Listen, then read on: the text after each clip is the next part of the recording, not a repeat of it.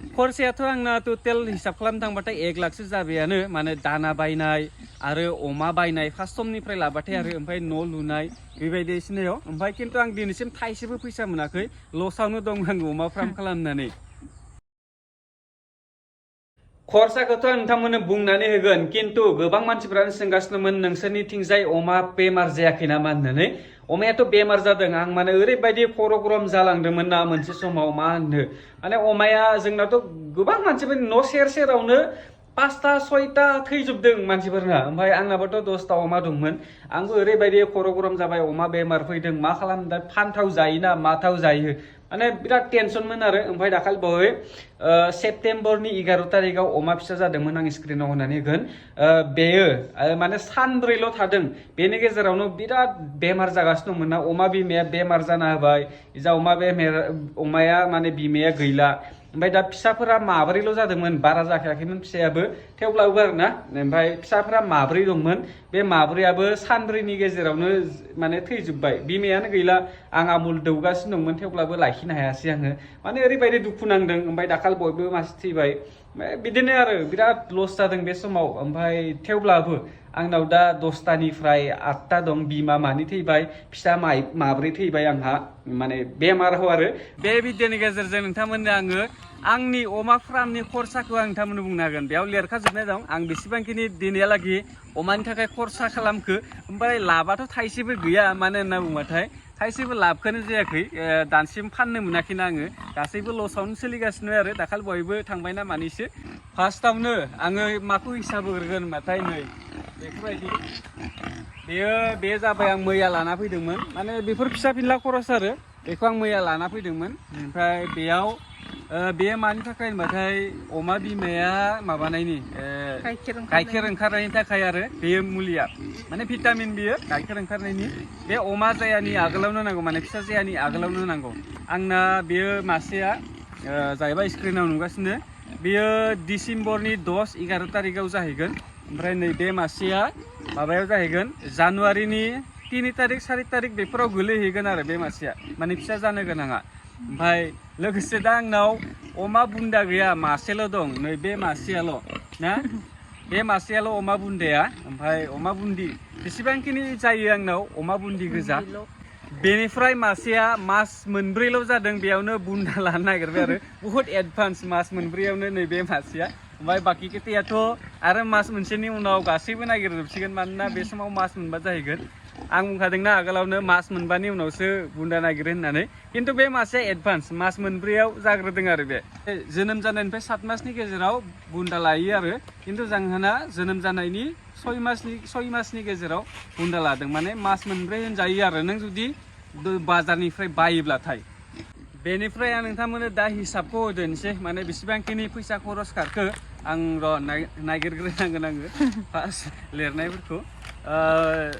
माने जुननि 10 तारिखनिफ्रायसो दे लिरनाया बेनि आगोलनिखौ आं लिराखैमोन माने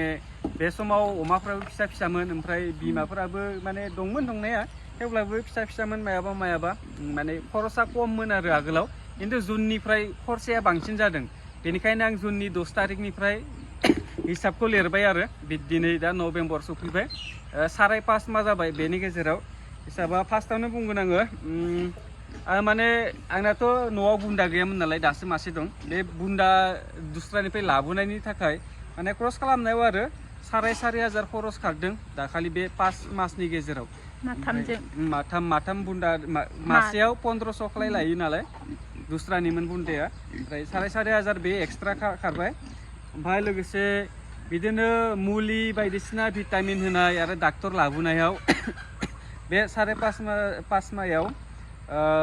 2,190 टाका खरसा जादों आरो मुलि मुला बायदिसिना सुइम फिभार बायदिसिना थुनायाव माने माबा थुनांगौ ना बिजि मुलि थुनांगौ ना बेयाव आरो बिजि मुलियाव 2,190 टाका खारदों ओमफ्राय टटेल दा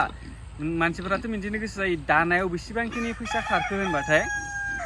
आंना दानायाव खारनाया जादों माबा 37,010 टाका होननानै बुंसिगोन आङो माने 30,000 7,000 आरो 10 टाका आरो माने पुरा दाना गुन्दै बेखौ मिलायनानै जानायनि थाखाय खरसाया माबाजों 10टा अमाजों ओमफ्राय दाखालि बावैथ' एसे खमिबाय आंना मास मोनसे जायाखैनो 20 दिनसो जाबाय एसे खमिबाय आरो अमाया नङाबा 10टा दंमोन ना आंनाव ओमफ्राय बेनि गेजेराव 10टा अमाजों 5.5 मासाव जुननि 10 तारिखनिफ्राय नै दिनैसिम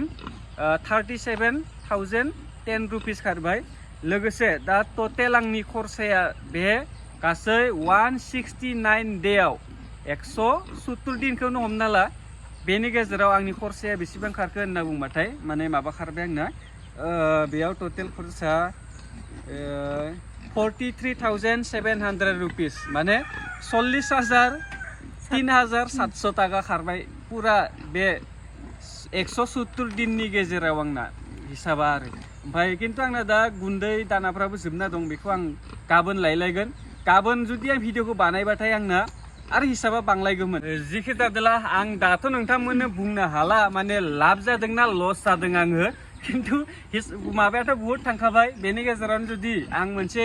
नोंथांमोननो बुंनो गोसो जायो आरो नोंथांमोनाबो जुदि बायचान्सआव उनफोराव फार्म बानायनो गोसो जादोंब्लाथाय नोंथाङा मा खालाम मिन्थिबायना जुदि नोङो फार्मावथ' नोङो 10टा अमाखौ लाखिखागोन नालाय बेनि थाखाय नोङो बाजेट दोनखा नोङो माने 1 लाखनि खाथियाव दोनखा आरो नों 1 लाखनि खाथियाव बाजेट दोनखा मानो होनना बुंबाथाय गोबां खरसा खारो बिदिनो ओमफ्राय आरो नोङो जुदि 1 लाखसो फैसा अलरेडि दोनखायाब्लाथाय फार्म बानायनायाव नोङो माने बहुद खस्थ' मोनगोन आरो नों खरसाया मासावनो आंना 7,000नि बारा खारो समायाव दा आरो ओमफ्राय बिदिनो नोंथांमोना बेखायनो बुंदों आङो खरसानिखौ एक्सट्रा दोनखा नोंथांमोना माने बे अमानि थाखाय दोनखा आरो ओमफ्राय आंनाथ' न'फोरावबो बानायनाय दंखायो टटेल दा आंना जाहोनाय मानायाल' ओमफ्राय आरो आं अमा बायनाय आरो न' बानायनाय खरसाखौ जुदि हमनो थाङोब्लाथाय बेजाय 43,000 बेजाय आरो 40,000 90सोनि खाथियाव थांना दं आरो ना 90,000सोनि खाथियाव थांना दं जुदि आङो अमा बायनायखौ लानानै आरो आं आगोलनिखौबो हमबावाखैना खमसे खम सानना ला 1 लाखआनो खारबाय नामा न' बानायनाय प्लास्टार होनाय थिं बायनाय औवा बायनाय मानसि लागायनाय बानायनायाव ओमफ्राय आरो बिदिनो गोबां माने खरसा खारबाय 1 लाखआनो सानना ला आरो खिन्थु आं दासिमबो थाइसेबो रिटार्न मोनफिनाखै जानो हागौ लासैसो मोनलांबाय थागोन नामा जुदि आं बिमाफोरखौ फिसा जाहोबाय थानो हायोबाथाय एबारना डाइरेक्ट फिसा जाहोगोन साप्लाय खालामगोन सानदों आरो ओमफ्राय बे खेबसेनिखौ लाखिजोब्बायमोन आङो दा नायदोंसै जुदि उनफोराव आङो उनाव अमाफोरखौ फानबाथाय नोंथांमोननि हिसाब गोनां बेसेबांखिनि लाब जाखो बेसेबांखिनि लस जाखो दा खिन्थु आंहा जेबो आइडिया गैथ'वा मानोना आं फाननो मोनाखै बेनो आरो ओमफ्राय नोङो बिमा लाखिबाथाय बिदिनो मोजां गावनिनो मोजां माने फिसा फैबाय थागोन फाननो हाबाय थागोन खिन्थु नोंना एसे बिदिनो आरो मेनटेन्स खालामनो थाखाय फैसाखौ नोङो जमायना लाखानांगोन दा जेरै आंना नै आं साननो थांबाथ' 1 लाखआनो थांखाबायानो ओमफ्राय आं दा थाइसेबो मोनाखै बिदि जाना दं आरो दा आं आरो नै आरो दा दंबावोसो आरो साननैसो फिसिबावनांगोन आं फैनाय बोसोरालागै फिसिनांगोन आङो बेयाव आङो खमसे खम आंनि दाबो थांबावगोन 30-35,000सोआ थांगोन नामा फाननाय जागौमानि बैसोरखौ ओमफ्राय माखासे फानगोन माखासे लाखिगोन थेवब्लाबो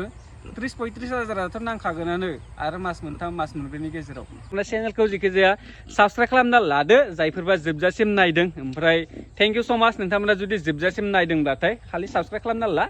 गोदान आं ब्लग भिडिअ होबाय थागोन माने बेखौ गोबाव मानसिफोरा सोंबाय थानायखायनो होदोंमोन आरो थेंक इउ